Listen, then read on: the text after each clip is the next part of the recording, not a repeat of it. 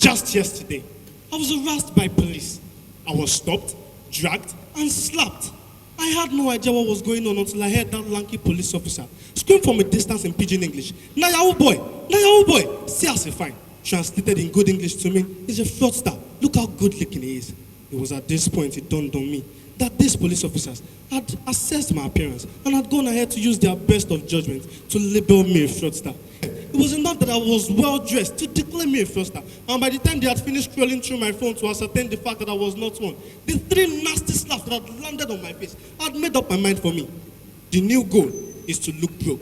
How would you feel growing up in a rural area in a household of 5 with your siblings, going out every day under the scorching heat of the sun, with your tools, your cutlasses, your hoes, to work and cultivate the farm? And it becomes clear to everyone, including your parents and siblings alike, that you do the largest share of the work. And so, at dinner time every evening, you also expect to receive the largest share of the amala or fufu, as the case may be, only to see that you are given almost the same amount or just the same amount as your brothers who don't do half as much work as you do. Now, won't you feel cheated, angry, scammed? And this is exactly how a few states in the Federation currently feel. And it has fueled what we now call the fiscal federalism debate. And I, Nzako Chinonso Kennedy, presidential aspirant and representative of Team J, I'm here to show you a blueprint that works, to show you the merits of fiscal federalism, and to reveal to you my blueprint for the effective administration of VAT in Nigeria. Best of judgment, BOJ they call it in taxation. Federalism, or is it fiscal federalism? Fireworks from the National Tax Debate 6.0 hosted by the Tax Club University of Lagos from Thursday the 21st to Friday the 22nd of October 2021. We tell you, the young ones have grown and Nigeria is set to benefit from it all. On this episode of Tax Matters, we will be bringing you snippets from the 6th edition of the National Tax Debate. We are going to need a lot of time to do the needful, but in the meantime, we want to whet your appetite.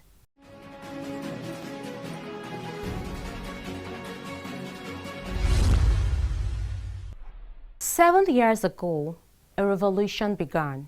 Students of the University of Lagos Tax Club, comprising students from various faculties, established an annual debate series which has become an event to look forward to year after year.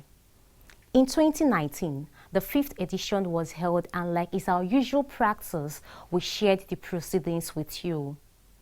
However, due to COVID-19, the 6th edition could not hold in the year 2020. And so the 2021 edition is now the 6.0 edition. Tax Matters was there. The National Tax Debate 6.0 attracted participants from various tertiary institutions across the country. On day 1, the debaters gathered for the preliminaries.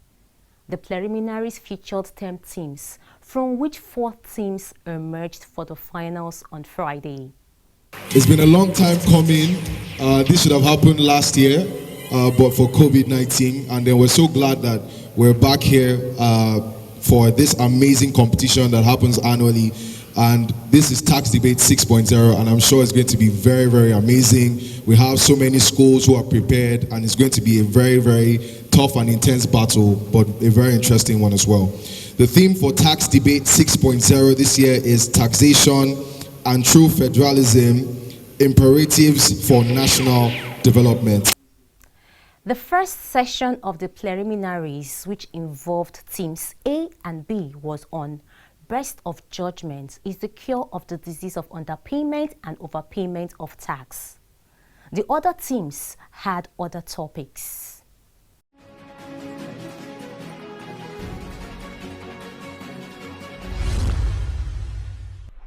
We want to bring you highlights of what transpired on Friday with a promise that the full story of the National Tax Debate 6.0 will come to you very soon. To underscore the importance that the FIRS attaches to the annual events, the Executive Chairman FIRS, Chairman Joint Tax Board, was personally in attendance. Tax is fast becoming the defining factor for government's existence, socio-economic development, and international relations. The challenges of tax administration in Nigeria is a product of many factors. These factors include improper tax-paying culture, inadequate tax education, disconnect among government agencies, trust deficit between citizens and government on the utilization of tax revenue, multiplicity of revenue collecting agencies, and advent of digitalized economy.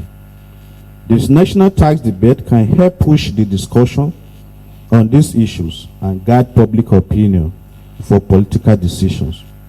And it is my earnest hope that we will use future tax debates to address these issues. Then the debate began. We will on the episode only be sharing with you the presentations of the winner and the runner-up. Nelson Ihanacho, representing Team H, spoke on the topic of the day, taxation and true federalism, imperatives for national development. I am Ihanacho Nelson, representing Team H, and I will be addressing the topic, the fiscal federalism debate, an effective blueprint for administering VAT in Nigeria. This particular presentation will indeed provide the much needed clarity as the federal and state governments wage a war for their VAT wages. However, to understand this particular battle in today's debate, it is important to discuss the concept of fiscal federalism. According to Professor Ben Mwabezi, fiscal federalism entails equality on the part of the federal and the state governments, autonomy on the part of the federal and state government with respect to the distribution of power and resources, and lastly, non-intervention. Although Benjamin Franklin has said that taxation is one of the most certain things in life, the administration of VAT in Nigeria is indeed uncertain. Ladies and gentlemen, this is because there are several issues that regard who is to collect VAT or administer VAT in Nigeria. The Supreme Court has decided in two major cases, Attorney General of Ogun State and Aberagba and AG Lagos versus Echo Hotel. Three principles that should indeed guide the administration of VAT in Nigeria. The first is that there's no generic taxing power as claimed by the federal government to indeed administer VAT. Items 58 and 59 of the exclusive legislative list and items D7 and 8 of the concurrent legislative list only apply to income taxes, stamp duties, and capital gains tax act, and not to VAT. The second part is that item 62 of the exclusive legislative list, which empowers the National Assembly to legislate on trade and commerce, indeed provides an implied power to also legislate on taxes applicable to those particular transactions by virtue of item 68 of the exclusive legislative list. However, that particular power only applies to international trade and interstate trading, and not intrastate trading. Lastly, although section 315 subsection 1 of the Constitution indeed makes the VAT an existing legislation despite its military origin, that particular legislation cannot be said to have covered the field unless the state legislation is similar to it in pith and substance. With respect to the administrative angle, section 7 of the VAT Act empowers the FIRS to collect VAT on behalf of the federal and state government. Section 40 now introduces an allocation formula which gives 15% to the federal government, 50% to the state government, and 35% to the local government. Now, from that particular 50% to be shared by the state government, 20% is shared based on derivation, 50% based on equality, and 30% based on population. This is why those who do not support this allocation formula have called it the Robin Hood system of administration, that is taken from the rich and given to the poor. Their justification is that Nigeria in 2020 generated 1.5 trillion in VAT revenue. Lagos State, who contributed 50.5% in the local quota of that particular revenue, got 14.2%, while a state like Kano that contributed 1.4% got a whooping 3.8%. On the other hand, those who support this particular allocation formula have clearly said that the current VAT statistics does not really explain what is actually derivable from their jurisdiction, and this is based on what they have termed the headquarter effect. This simply means that for MTN Nigeria, an entity like MTN Nigeria, who has branches all over the country, they remit their VAT to the headquarter state or the FIRS office in the headquarter state, thus denying other states the credit that they should indeed have of their VAT revenue. Now, when the Supreme Court decides that there's a change in status quo, thus allowing the states to collect VAT on intrastate transactions, the change in status quo is going to affect or bring about certain challenges. One is in relation to administrative uncertainty, for who to know where to pay what and how to pay it. Also, the issue of double taxation is likely to apply, especially between the states, as one man might be taxed in one state and also taxed in another, with respect to a certain transaction where value has not even been added. There's also going to be the issue of varying VAT rates and the issue of poor management, because most states do not have the institutional and organizational capacity to indeed administer VAT. It is an African adage that when two elephants fight, the grass suffers. This is going to be the woes of the consumers who will likely experience an increase in consumer goods, and those entities who will experience difficulty in doing business due to multiple filing obligations. And this is where our blueprints come in.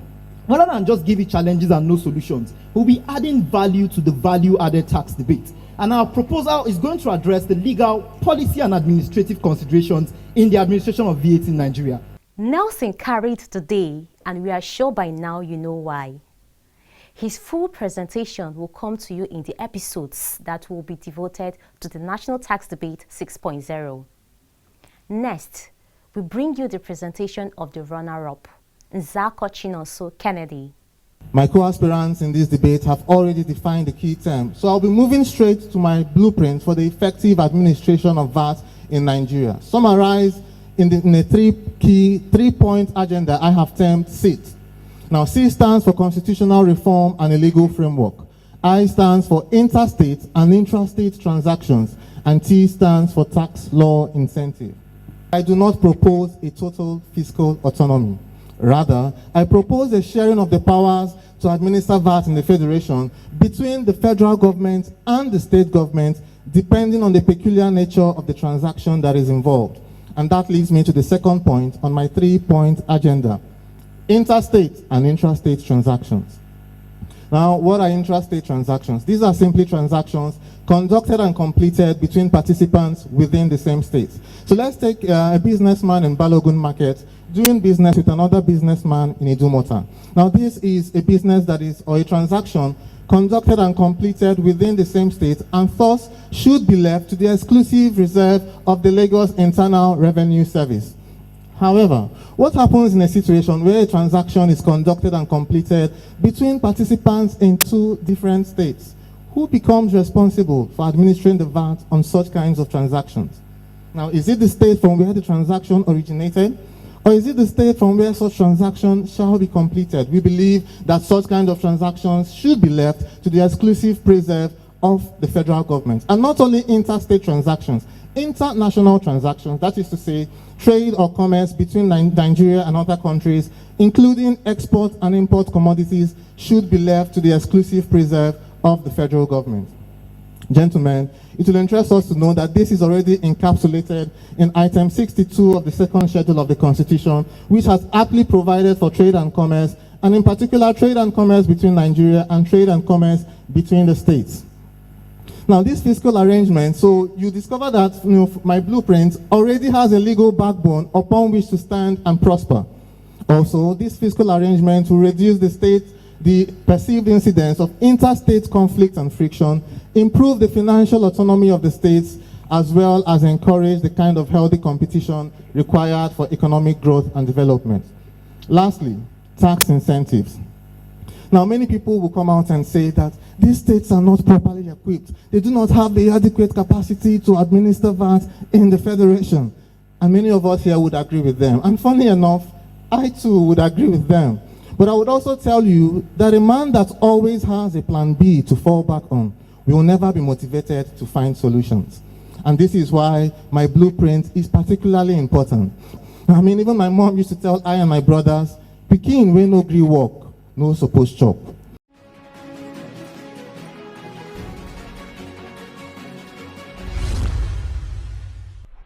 The young shall grow. In fact, we dare say they have grown. We are sure you want to know more about Chinonso's blueprint. Again, as we promised earlier, Chinonso's own presentation will also come to you in the episodes that we'll be dedicating to the National Tax Debate 6.0.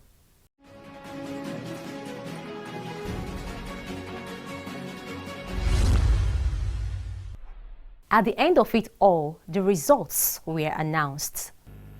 Fourth scored 70.5 in terms of average. And that was Team C. A round of applause for Team C. Third position went to Team I, with 71.3%.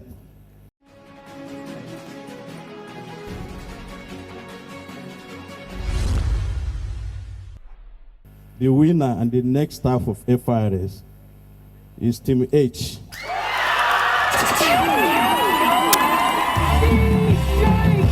He scored 85.37%. Team J scored 75.57%. Congratulations to everybody.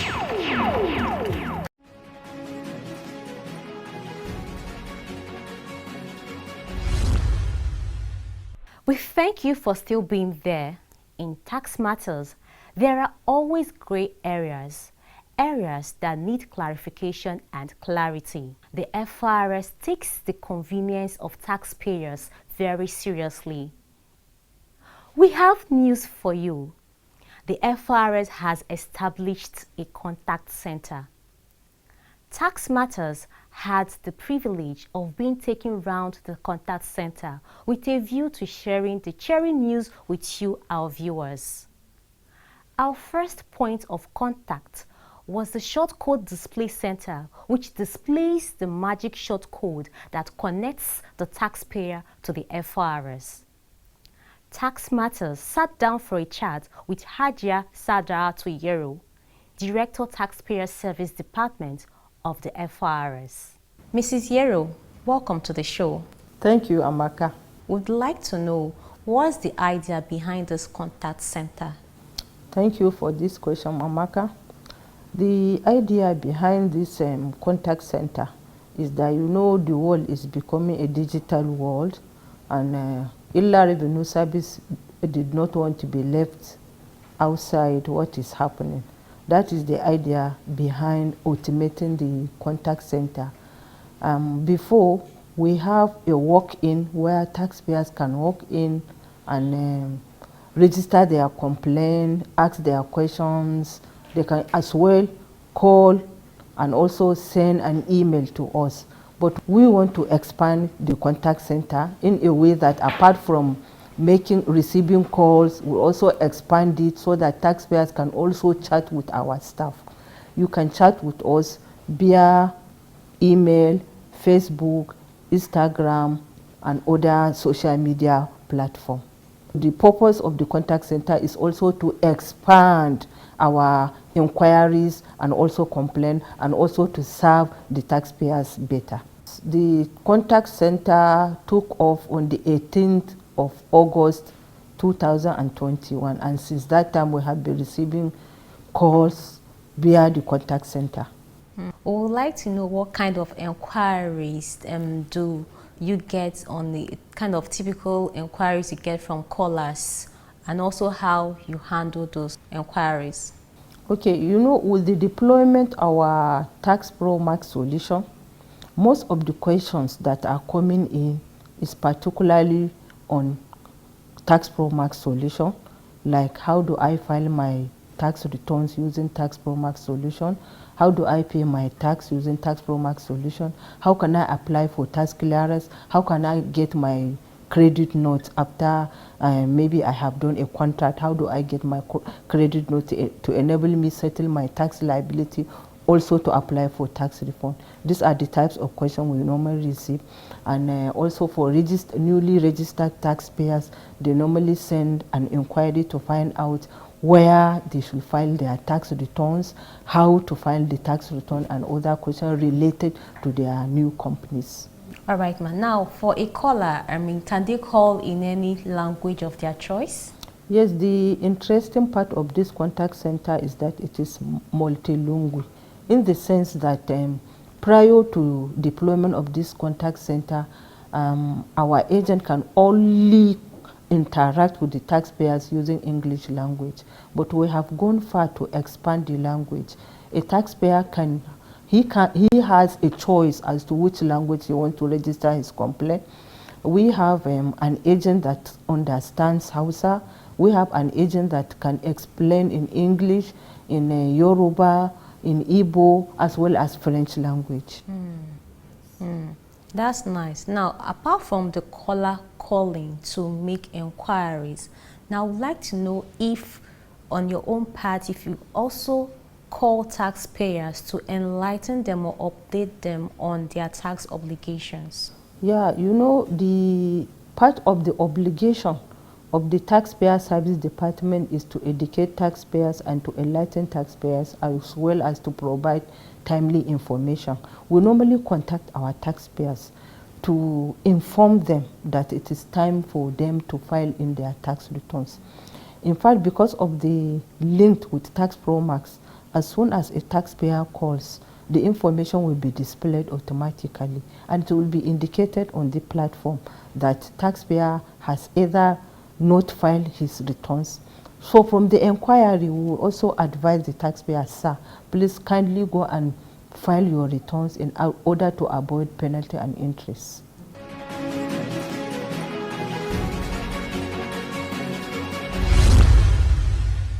For greater convenience, the FIRS contact center can also be reached by short code, making it possible for the taxpayer to get answers to his questions without placing a voice call.